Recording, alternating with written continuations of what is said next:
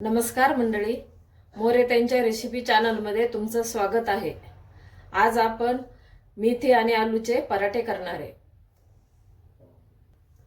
आता त्याच्यासाठी साहित्य लागणार बघून घेऊ। हे आलू मी उकडून घेतलेले, मेथी स्वच्छ निवडली आणि धुवून घेतली आणि एकदम अशी बारीक कापलेली, थोडासा कढीपत्ता, कोथिंबीर।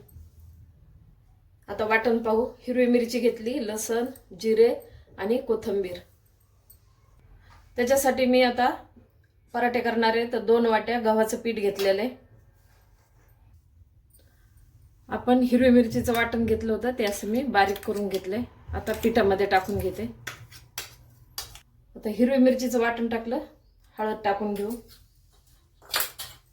चवीनुसार मीठ टाकू,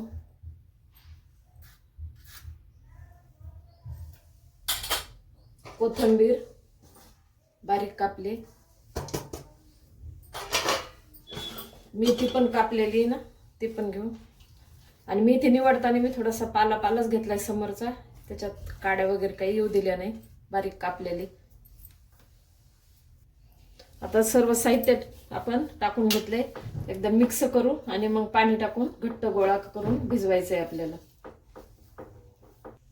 आता मिक्स झालेले आपण पाणी टाकून भिजून घेऊ, घट्ट गोळा करायचा आहे मस्तपैकी। हे अशा प्रकारे आपण पीठ भिजून घेतलेले, जास्त घट्ट नाही आणि जास्त एकदम सैलसर पण नाही। आता याला थोडंसं तेल लावून घेते,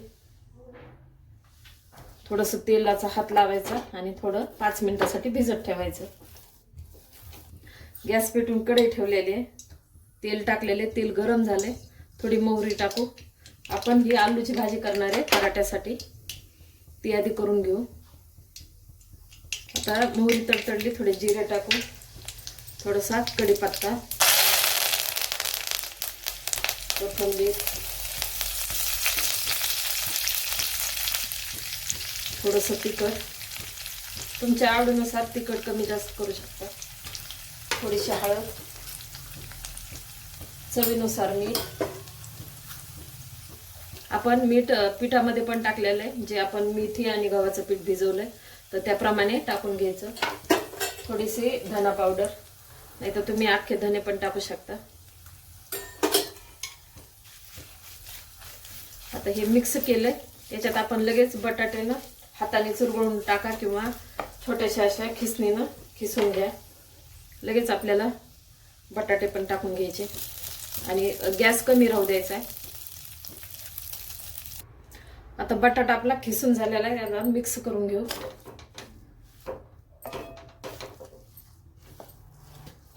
आता बटाट्याची भाजी तयार आहे, थोडंसं हिला थंड करू आणि पराठे करायला सुरुवात करू।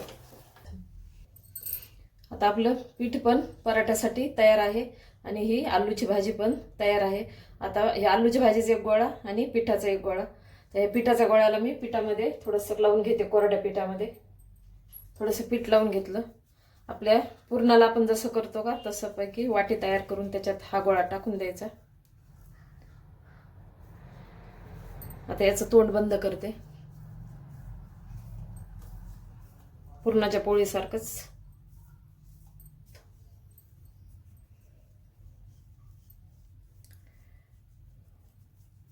हे असं वर आलेलं थोडंसं दाबून घ्या, नाही तर थोडंसं जास्तच असलं तर काढून घ्यायचं आणि मग याला असं पॅक करून परत आपल्याला एकदा पिठामध्ये याला लावून घ्यायचं। परत एकदा पीठ लावलंय, थोडंसं हाताने असं दाबून घेऊ, म्हणजे आपलं आतली भाजी ना सगळीकडे जाईल कडेपर्यंत। आता आपण पराठा लाटून घेऊ।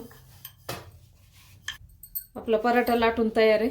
थोडासा पराठा ना जाडच असतो, तर अशा पद्धतीने मी लाटलाय, एकदम पातळ नाही एकदम जाड नाही। आता आपण याला भाजून घेऊ। गॅस पेटून तवा ठेवलेला आहे, तवा गरम झालेला आहे। आता आपण ना थोडंसं बटर टाकू, तूप, बटर, तेल, तुम्हाला जे पाहिजे ते, जे आवडेल ते, तर मी थोडंसं बटर टाकलं। आता आपण हा पराठा तुम्ही चौकोनी आकारात पण करू शकता, मी असा गोल केलाय। आता आपण हा भाजायला टाकू, थोडंसं वरून पण बटर टाकणार आहे।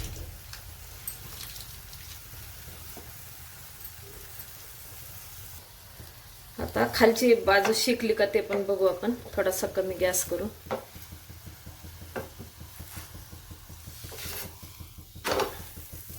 छान शेकलेली. आता परत बटर टाकू.